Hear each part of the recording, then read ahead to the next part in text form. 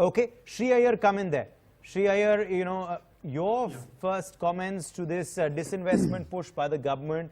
At the end of the day, is it an effective means to help stir up the economy as well in terms of getting back money into the coffers of the government, which can be utilized in spending elsewhere?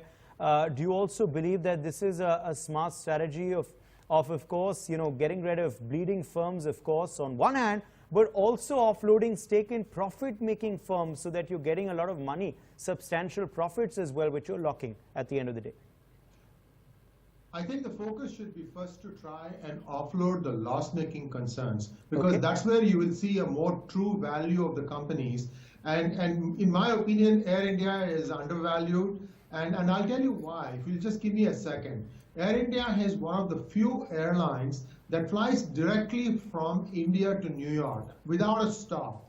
And not only that, they take advantage of the tailwind, which means they are essentially circumnavigating the world so that they take the benefit of 1 or 2 hours of extra, less flying time, which means that they actually can arrive at the destinations faster than their competition. So India should be really, exploiting this feature that no other airline is doing right now. So it is well positioned. It needs to add more flights. And like Madhavji Nalapat said, that they need to improve the seats and a few little things like that, and they will be really, really profitable. Somebody is artificially suppressing it. Somebody, they started off really well in 2014 when they figured out that they could circumnavigate the earth and give that 2 hours of lesser flying time to the passengers. So somebody started out right, and that person got shifted out of there for reasons best known to the government. So we really, really need to look at those companies that are making a loss, but they have value,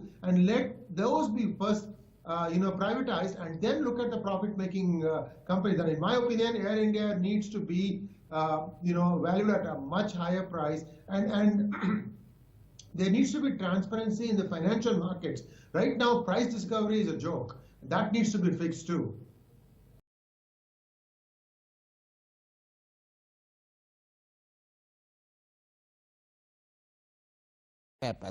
Okay, Sree Iyer has a point to make. Uday, if money is what the government wants to realize quickly, I would suggest a much simpler, much painless way. There are 6 large metropolitan cities in India. The government should locate all those people, the councillors, the government servants, and the people who worked in these 6 corporations for the last 30 years, and freeze all their assets. You will find enough money to even cross $5 trillion budget economy just like that. These bandicoots have looted the country. Just look at the way now corruption has permeated in cities. That's a much easier target for Modi to go after rather than disinvesting and then waiting and hoping and praying that these things will work out well, and whatever the residual investment that the government has left will give them dividends. That's all going to take a long time. Act now. He said that na khaunga, na khane dunga. This is the first place. Six cities. That's all. Just go after the people who worked there for the past 30 years. Freeze their assets.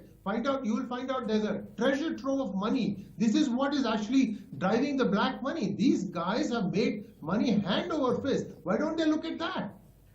And, and let's just examine a bit, Sree Iyer, the main reason why disinvestment takes place in the first place. It's so that people can be empowered, so that there's money available with the government to spend on schemes that empower the poor, isn't it? Yeah, but the money has to be available right away, right? Disinvestment is not going to give you the kind of money you're looking for all these things. I am telling you, just look at how much corruption that exists now in all the cities. Everything has a price, and I'm hearing in the last 2-3 years that the corruption limits have doubled and some places even tripled. That is nonsense. See, that's where the money. So why? Because they've seen 5 years of Modi rule. They see that nobody has been touched except 1 or 2, and therefore they feel like it is business as usual. I'm telling you, this is a much easier way to realize the funds that the government requires to get its infrastructural projects going than disinvestment. Or if you want to do it in parallel, go ahead and do it. But this is where they can get easy money.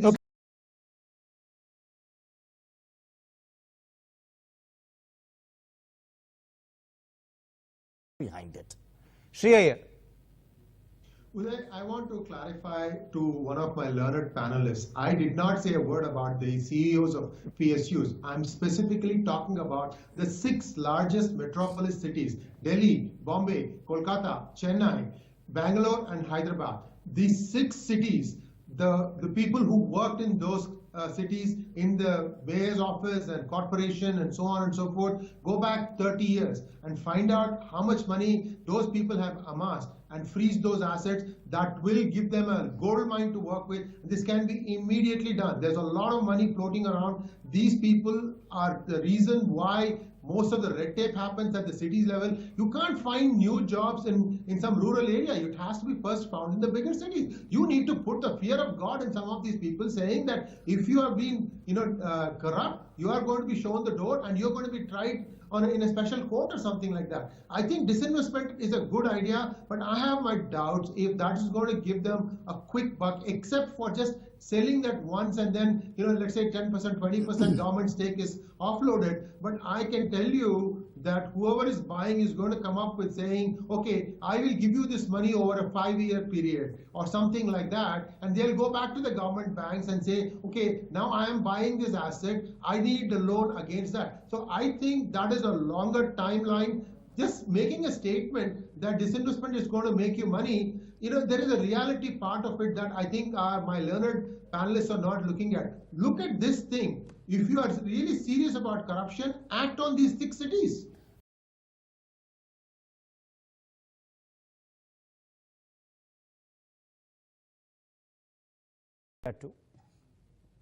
Joining us on the top of this particular debate is a special guest. We have Rajya Sabha MP and senior leader of the BJP, Dr. Subramaniam Swamy, joining us live. Dr. Swamy, welcome to the show, and thanks for speaking with us on Nation at a Time this evening.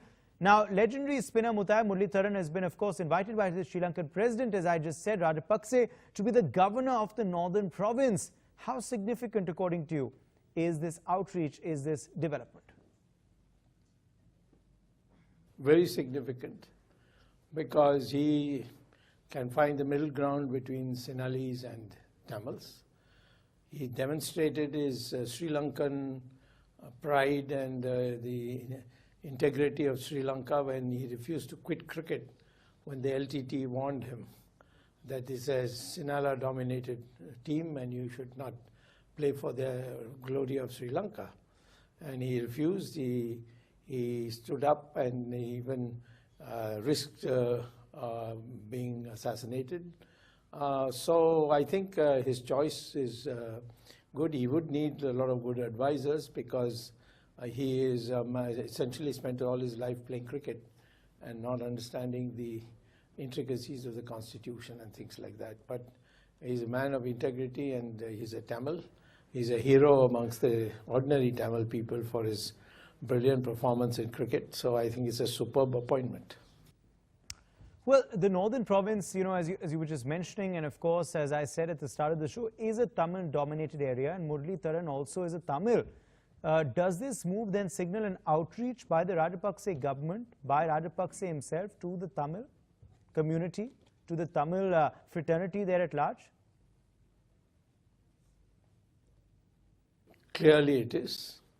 Even though, despite my strong advice to the Tamil community, that if you want a favorable division of powers in Sri Lanka, you should vote for Gotabaya. He's a man of action. He's a man who can deliver. And still, I'm sorry, a very small percentage voted. They're still under the blackmail of terrorist forces and complicit people, their leadership. Tamils have lost all their leadership because LTT assassinated all of them. So now new leadership has to be built, and therefore I think it's a very significant move. And, how will Muralitharan's elevation then as governor be received in India? Because it's also being read by some, Dr. Swamy, as an effort to, to sort out strained ties with India of Sri Lanka. How will this be received in India, especially in the state of Tamil Nadu? It doesn't matter. It's their internal matter. Tamil Nadu, we don't care. We are interested in the national interest of India. Tamil Nadu falls in line or pays the price for opposing it. Now, do you think a more stable northern province, of which, of course, Muralitharan will be the governor, is in India's interest? Is having a more stable northern province, is northern half of Sri Lanka, in India's interest or not? No, we want an integrated, single, united Sri Lanka. And this will be a major steps in that direction. He's, after all, extending his hand to the Tamils despite the fact that he won without Tamil support. So therefore, I mean, marginal voting, the Tamils of South, that is what they call as the plantation Tamils, they are always been with Mr. Rajapaksa. It's this northern Jaffna, that area, they have been the ones who have been romanticizing terrorism and learning the hard way that it cost one's life to romanticize that. Okay. Now, Rajapakses are also believed to be close to China, Dr. Swami. Do you see this changing with this decision of Gotabaya Rajapakse? Do you see it changing with this new tenure of his? And what should be India's approach to this new dispensation which has come in Colombo, which has come in Sri Lanka? He is not close to China. It was Manmohan Singh's government which pushed him there. Okay. After all, what is their closeness? That Tata port. And that port, he first asked India to help. He said, please give me a loan. The Chinese came and said, why you need, and India refused because the DMK was part of the government. And Sonia Gandhi also refused.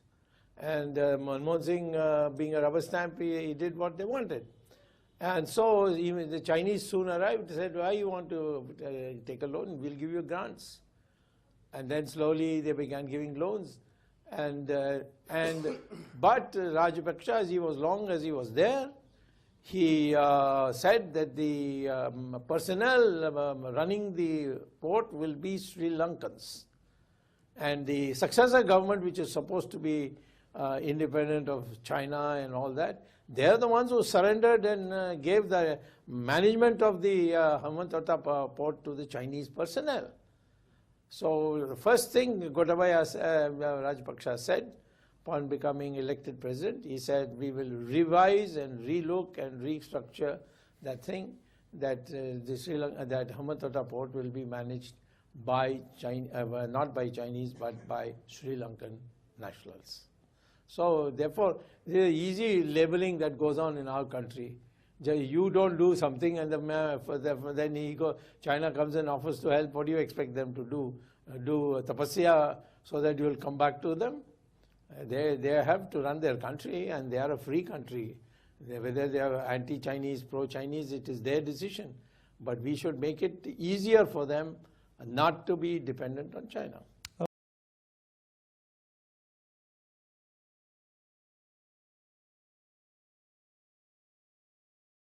Well, clearly, of course, you're hopeful of good things happening in this tenure of Gotabaya Rajapakse. Sree Iyer, are you in agreement?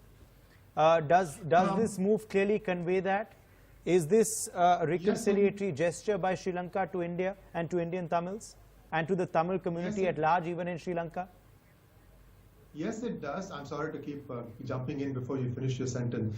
Just give me one minute, because I know a lot of Sri Lankan-born Tamils who have come during the strike period. I went to college with them, very good friends of mine, continue to be very good friends of mine. See, one of the problems that these expats have is they don't have the feeling of stability in Sri Lanka for them to spend their time and their money and come back and help in the restoration of normalcy. And I think by appointing somebody who is respected, Muralitharan, I think this is a very good move. And you have to remember that Sri Lanka is still taking baby steps towards having a stock exchange, because that's what you need to realize equity, to have price discovery of all the different stocks. I mean, we all know only 2 or 3 things about Sri Lanka. It's a place for tourism, its tea is very good, the Dilma brand, and a few other things like that. So there is a lot of potential that needs to be unearthed. For what has to happen for that? There has to be stability, there has to be a stable financial system, and the banks there need to be able to give that sense of stability, that if some money comes in, just like FDI in India, when it comes into Sri Lanka, that it will be managed and it will be repatriated back, the profits and so on and so forth. So the most important step towards all this is to have stability across the whole region. Mahatma Gandhi once said that even God cannot speak to a hungry man except in terms of food. So we don't know the kind of devastation that the northern parts have had. And there is a recovery process. The expats are now visiting Jaffna. They are looking at it, but it has to be a formal way for the money to enter into the country and for the profits to be repatriated. And I think those are the things that the Rajapakshas will look at. Make sure that the banking industry is stable. Make sure that their stock market is vibrant, and perhaps also get help from India in terms of managing their defense security. I think India will be more than happy to share intelligence so that a recurrence of what happened, those 300 lives being lost, doesn't happen again.